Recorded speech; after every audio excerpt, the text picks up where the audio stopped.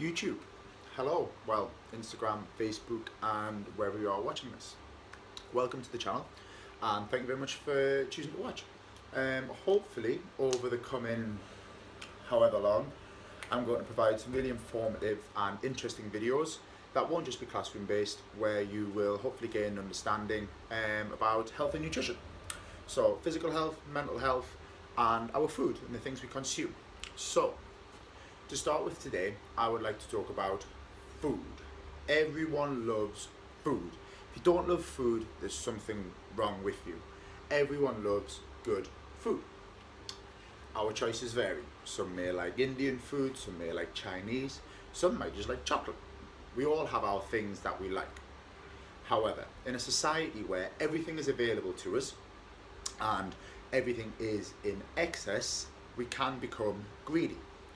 We find ourselves overeating regularly. I do it, you do it. You are lying to me if you tell me you haven't overeaten in the past year. There will categorically have been a time when you've eaten too much.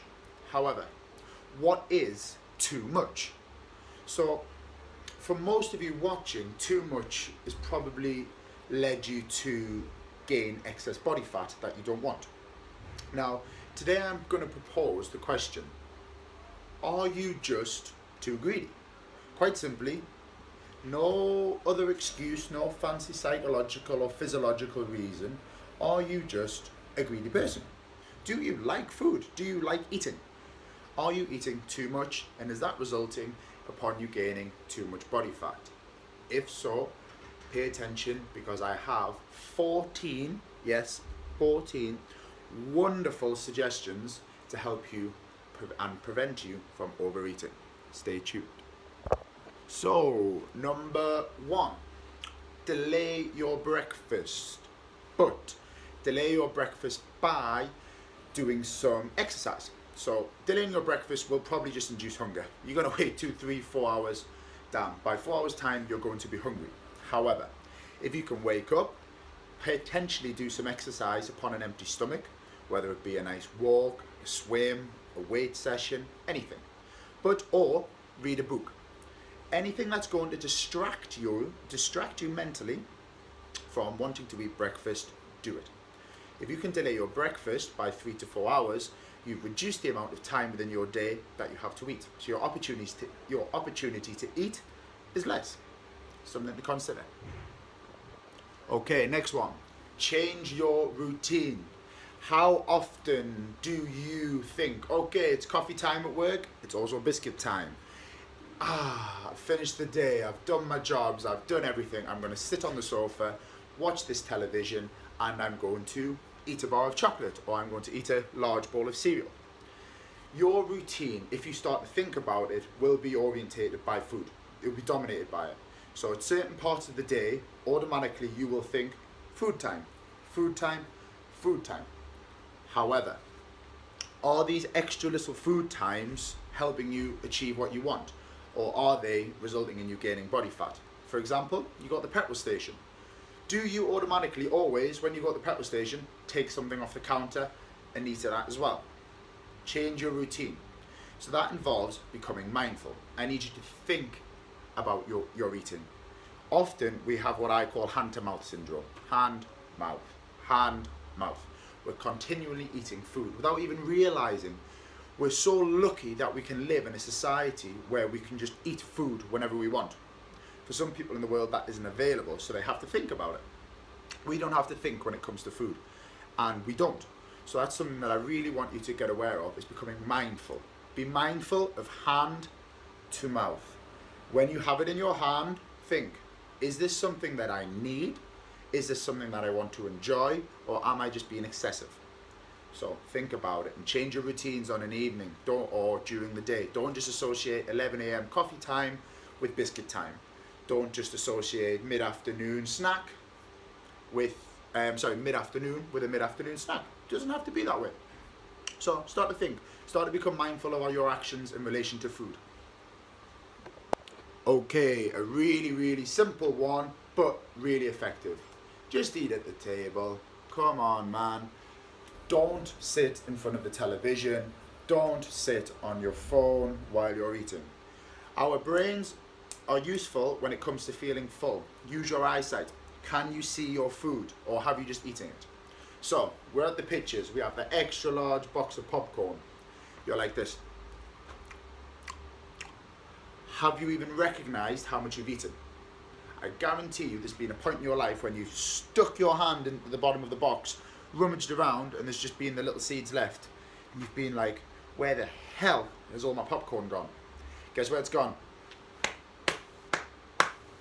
That's where it's gone, and it shouldn't be. You need to think. So again, using your eyesight, sit at the table, use a knife and fork, chew your food nice and slowly. You'll become fuller, which will lead to less snacking, which will lead to less overeating. Have I mentioned, don't forget to be mindful. Think about what you're doing. Hand to mouth. Repeat after me. Hand to mouth. Think about it. Don't just hand to mouth. Something that might seem quite simple, but I feel is really effective for a lot of my clients. Chew some chewing gum. Every time you think about food or you think about reaching for that snack, a little bit of sugar-free gum. Some people just like the chewing motion. It's a habit that people have. They want to do this. What do they want to do? Hand to mouth. What do we not want to do if we want to stay slim? Hand to mouth. So again, something to consider. It might not work for you, but it might. You don't know until you try. So a little bit of chewing gum every time you fancy that little bit extra snack that you don't really need. Okay, again, something that might seem really obvious, but not a lot of people do, a food diary. Actually physically looking at what you're consuming in a written format. So across the day, we may forget these little things that we have. A couple of biscuits here, a little bit of cake there, a liquid form of calories. Could be a large coffee here from the fancy coffee shop, you know, but it's got whipped cream and God knows whatever else in it. So write it all down. At the end of the week, look at it.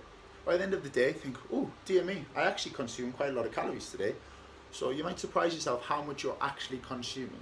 Another great way to help yourself would be, once you've wrote all those foods down and drinks, add the calories up. You might not actually realize how many calories you're eating. You might think you're eating less than what you are. So writing a food diary can be really beneficial, and something that, if you feel you're overeating and being a little bit greedy, is a great way to become, again, mindful. Think. Use this. Again, I seem to be like saying really simple stuff, but we just forget to be doing it. So prepare your food at home. Don't forget to prepare it. The time and money that you have invested in preparing your food, I would hope, will make you think about maybe purchasing some food at work or overeating at work. So because you brought your food with you, you don't need to go to the canteen or your local fast food restaurant and start stuffing your face. So again, something to think about, but I always like to think investing time and effort into making nutritious food will help. Okay, another thing we always seem to forget is honesty. Be honest with yourself. Don't kid yourself. If you're a greedy bugger, that's cool, but admit it, be honest, and then use some of these strategies to move forward. So yeah, be honest, reflect, look at yourself and think, oh, actually, I probably do eat too much. This isn't really anybody else's fault but my own. I don't have a psychological condition. I don't have a physiological issue. I just eat too much. So, honesty. Okay, another one.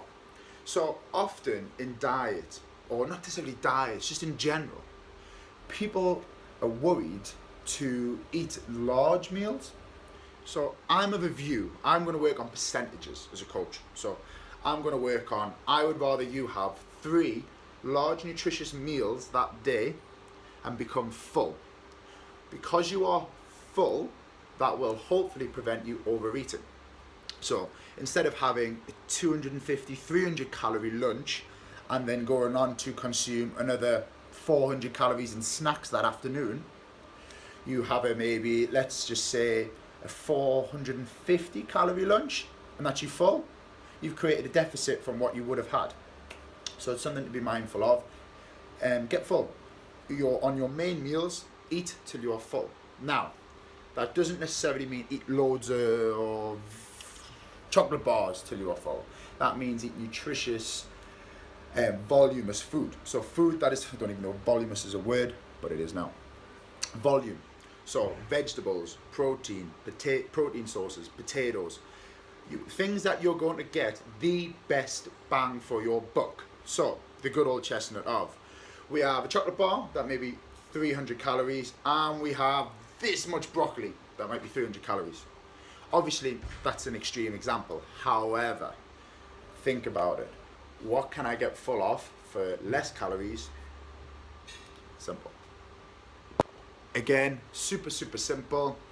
Water, water, water, water, water, water, water, water, water, water. Drink water.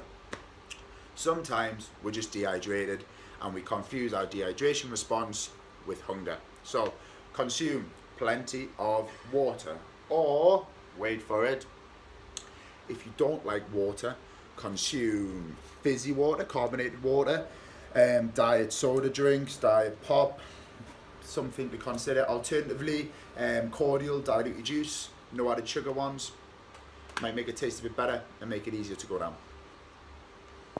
Okay, I know this video is going on a long time, so I'm going to try and speed it up. It's okay to leave food. Don't worry, leave the food alone. Put it away somewhere. It's not a problem. It's like, it's all right, cool. You haven't finished your. You don't feel like you have to finish your food.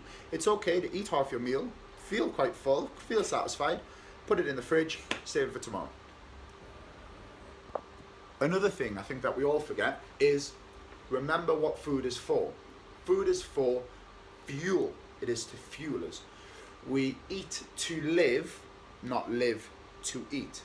That doesn't necessarily mean that I just want you to eat boring, bland, plain food all day, every day. What it means is relax, chill. Let's firstly look at nourishing ourselves. Then if we have some calories left over, we can eat it. We can eat some other food sources such as chocolate or cereals or crisps, whatever you may fancy. Additionally as well, just invest some time into your nutritious food. Make it tasty. Come on, I know everyone loves a good meal, but we don't necessarily have to eat chocolate or other high calorie foods all the time. You can make good nutritious meals. Okay, reprogram your thoughts. Often we'll find ourselves walking along, this is me walking on the street, I'm thinking of food, ooh, what can I eat, ooh, there's fancy advertising, ooh, lovely, lovely food, oh, there's a bus just gone by, there's advertising food, I'm watching the television, advertising food, it's everywhere, it consumes our thoughts. Guess why? Because a bucket load of people make a shitload of money out of it. Do we make money out of it? Absolutely not. You don't even want to know my shopping bill costs for the week. But what I do want you to think about is reprogramming up there. Every time you have a thought of food, when it isn't necessarily needed, remember we're on about greed here, I want you to think about something else. I want you to think about sport. I want you to think about your family. I want you to think about your friends. Just the environment around you. Just look about. So I'm taking in this classroom. Think about something else. Ideally, it's better to think about something pleasurable, so something you enjoy. So for me, it certainly would be sport or my family. I love spending time with my family, and I love spending time in a sporting environment. So if I'm constantly thinking about food, all I want to do is mind check it and think, no, I'm not going to think about it. I'm going to think about something else. You can train your mind to retrain you can retrain your thoughts. It's, do you want to do it? Do you want to be greedy and lazy, or do you want to make a change? If you want to make a change, you're going to have to use some of these steps. It's impossible if not, okay? Finally, something really simple, write the thought down and then carry on with your day. Oh, I really fancy big bag of crisps. Write it down. I fancy a big bag of crisps. Date it, time it, draw fancy lines around it, whatever you want to do. Write that thought down on a piece of paper and then carry on with your day. Let that thought enter your mind, write it down, let it leave your mind, and move on. Now, you might think some of this is a bit airy-fairy and whatever else. However, are you gaining weight? Are you getting overweight? Are you putting on more pounds? Are you becoming unhealthy? Are you happy about it? Are you having to buy bigger clothes? If this is all you, be honest with yourself. Say, okay, I need to do something about this now. If you want to. If you're happy, great. But if you're unhappy and you want to make a change, you need to use some of these steps, or all of them. You need to start doing something. So, yeah, it might feel a bit airy-fairy writing that thought down. However, If you continue to do that for 6 weeks, 8 weeks, and that becomes a good habit of yours, and that stops you from overeating, who cares?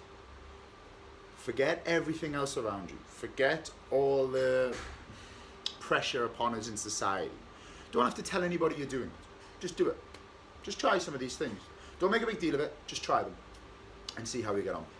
Okay, sorry it's lasted a little bit too long, but there was a lot of points there to cover. So I hope you've got the message today, and I'll speak to you soon.